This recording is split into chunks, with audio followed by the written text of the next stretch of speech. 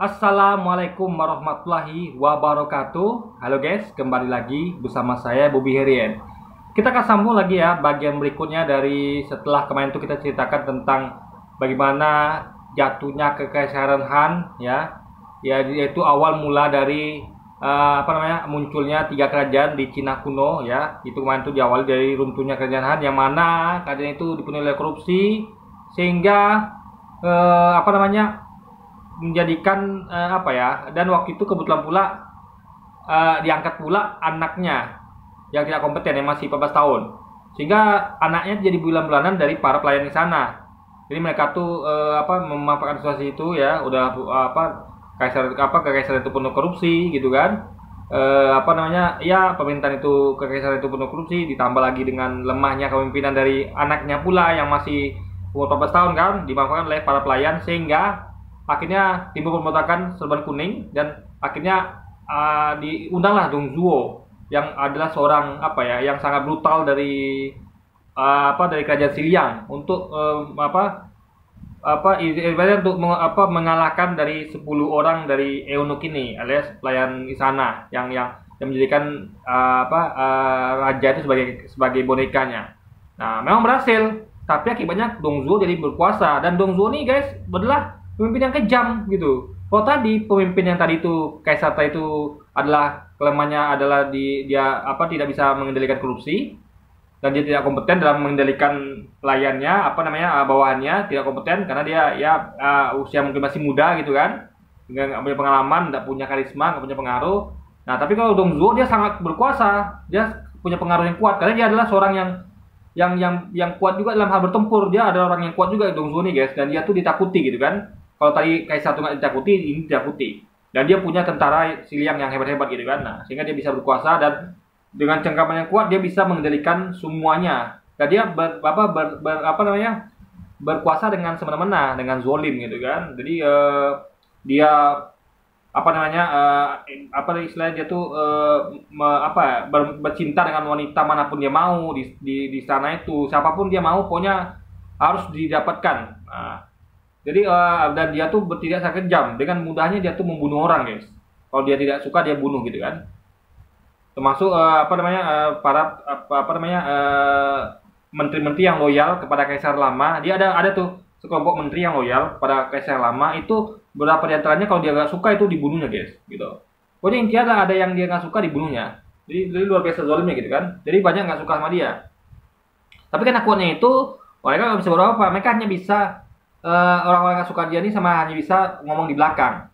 Nah, jadi setelah bangkitnya Dong Zhuo, lalu setelah itu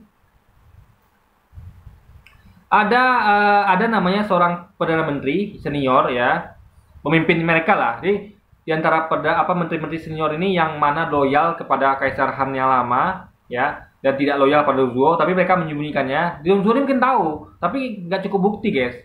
Dia udah ngira-ngira nih ini yang nggak loyal. Dia juga logika dia bakal paham kalau pasti yang veteran itu ya, yang lama-lama ini pasti karena udah lama mengabdi sama kaisar yang lama, tentu dia menerima kebaikan dari kaisar lama, sehingga Dong Zhuo yakin itu memang mereka nggak loyal, tapi nggak punya bukti sehingga dia belum bisa bertindak. Nah, yang mereka ini dipimpin oleh namanya Wang Yun ya, Wang Yun. Nah, Wang Yun ini adalah ayahnya Diao Chen yang nanti kita akan ceritakan guys. Nah, Wang Yun ini berinisiatif untuk membuat perjamuan ulang tahun yang mana dia sebenarnya katanya tidak ulang tahun. Nah itu kita nggak tahu guys, apa ini benar dia ulang tahun apa tidak. Yang penting itu kata dia adalah alasan saja untuk agar mereka bisa berkumpul untuk ibaratnya menjelekkan lah Dong Zhuo ini. Jadi mereka tuh biasa karena mereka memang penakut guys ya. Mereka ini kan penakut karena memang punya kekuatan, karena menteri guys.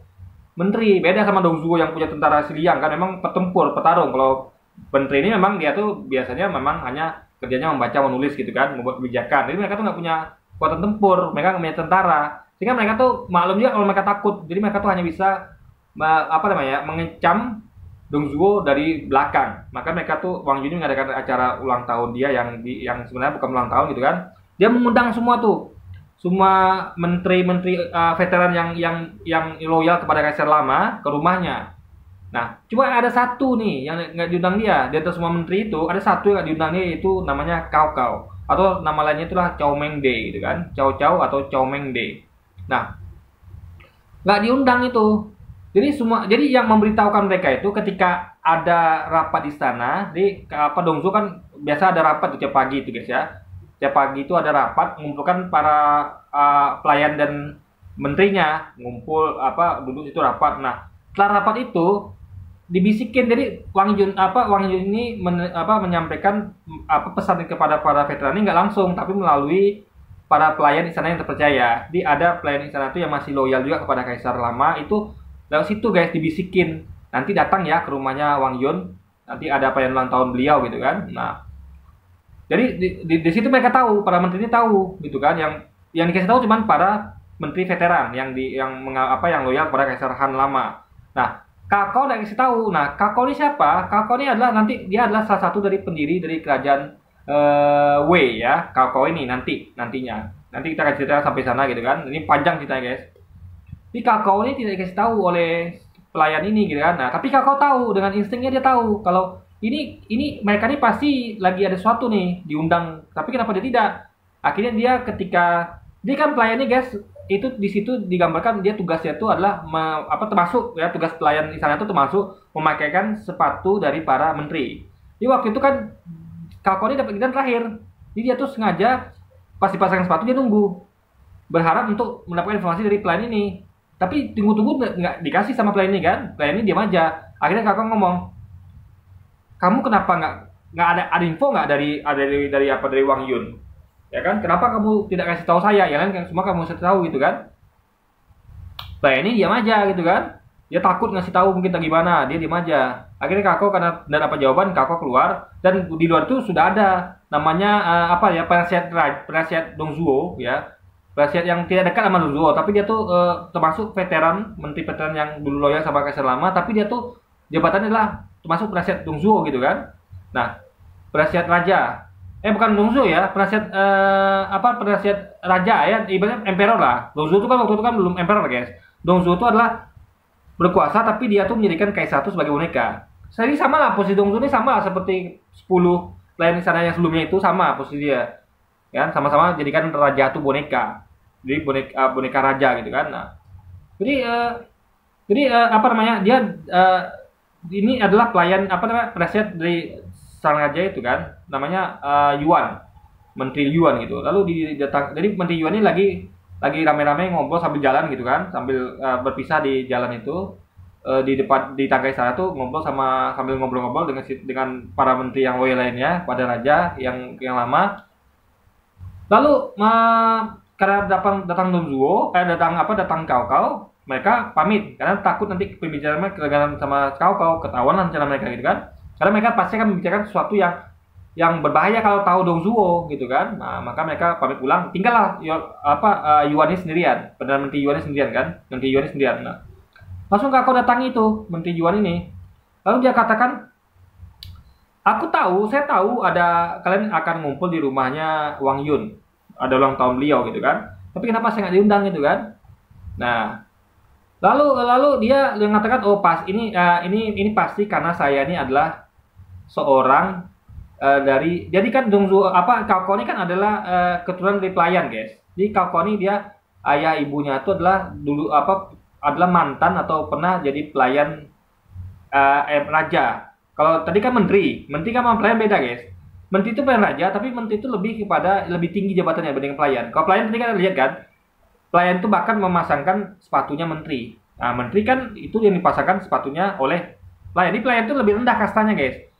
Nah, jadi Anda bayangkan bagaimana bisa 10 pelayan tadi itu yang kita ceritakan kemarin itu bisa menguasai boneka raja kaisar Han lama yang umur berapa tahun nih guys. Nah, jadi berarti memang mereka sangat kurang ajar gitu kan. Ya, dengan posisi rendah itu mereka berani menjadikan raja itu boneka. Kalau Dongzuo kan mungkin masih relevan karena dia kuat, dia punya ketentara, dia memang orang kuat dari utara, dari Xiliang gitu kan. Nah, jadi siapa nih? Jadi kalau katakan kan, kalian itu karena aku adalah anak dari keturunan dari pelayan istana rendahan, kalian adalah para menteri. Jadi gabungan kelompok menteri-menteri yang sangat veteran, yang sangat disayangi dan berpengaruh di kaisar lama gitu, ya kan? Ayahnya dari si apa kaisar yang usia 14 tahun yang diangkat ini guys. Nah di kaisar itu, nah makanya tidak undang aku. Lalu kata Lord Yuan ini, Menteri Yuan ini, nggak itu aja alasannya, ada yang lain. Nah jadi Kako mencoba, ya Kako tahu juga, akhirnya dia cuman dia apa namanya, dia sengaja memancing-mancing Yuan nih. Akhirnya dia katakan gini, apakah kamu mau aku ngomong ini gitu kan, ngomong menyampaikan nih, karena kan itu kan apa namanya, jadi si menterinya agak nyindir Kako, dia sebenarnya tahu kenapa dia nggak diundang. Jadi alasannya bukan hanya itu, bukan hanya kalau Kako ini adalah pelayan anak apa, turunan pelayan rendahan gitu kan, pelayan rendahan, tapi dia ini adalah ada sebab lain yang dia harusnya tahu gitu kan. Kenapa? Karena Kako ini guys adalah dia tuh dianggap penjilat yang suka menjilat sama Dongzuo. Jadi dia tuh orang kepercayaan Dongzuo karena dia tuh betul-betul dia ini, jadi guys dia pandai memuji guys, pandai mengambil hati Dongzuo sehingga Dongzuo tuh percaya sama dia dan sayang sama dia. Bahkan kalau dia tuh ya masuk, kalau orang lain kan kalau mau ke tempat apa ruangnya Dongzuo, sehingga sana Dongzuo, tempat kediamannya, kamarnya gitu, itu diperiksa oleh penjaga apakah dia bawa senjata apa tidak, diperiksa gitu kan, apakah dia bawa pisau atau apa gitu diperiksa. Tapi khusus dia tidak, dia tuh bahkan dia apa, bahkan kalau dia apa berkata kan, saya nggak diperiksa ya, oh enggak, kamu lewat saja karena sudah begitu ketentuannya gitu kan. Dongzuo membolehkan dia lewat tanpa pemeriksaan gitu ya, saking percayanya Dongzuo. Jadi dia itu dianggap sebagai penjilat nomor wahid oleh para menteri ini. Jadi mereka ini tentu karena mereka loyal sama Kaisar Han lama, mereka benci sama Dongzuo, mereka anggap ini Kako ini bukan level mereka karena dia ini adalah pengkhianat gitu guys, yang tidak loyal kepada Han. Beneran mereka adalah para menteri yang loyal. Nah jadi itu alasannya. Jadi Kako ini tahu itu, makanya dengan sendirinya itu dia akhirnya apa bersuara dengan mengatakan gini, apa kamu mau saya katakan ini. Nah cuman si Yuan ini nggak nyangka kalau dia bakal ngomong keras-keras gitu kan. Jadi Kako ini guys ternyata ngomongnya keras-keras. Jadi dia katakan ini, apa ya, karena apa sih istilahnya itu, karena aku ini kan adalah apa, dekat sama, aku ini adalah penjilat yang dekat sama apa seseorang yang mana itu sementara kalian adalah para menteri yang loyal kepada Kaisar lama. Jadi aku tuh seorang penjilat yang memang dekat sekali dan pengkhianat gitu kepada seseorang ini. Dan lalu disindir lagi oleh menteri ini, siapa orang itu gitu kan. Nah, seakan-akan gitu kan. Nah, jadi Kako mengatakan apa perlu ku kasih tahu?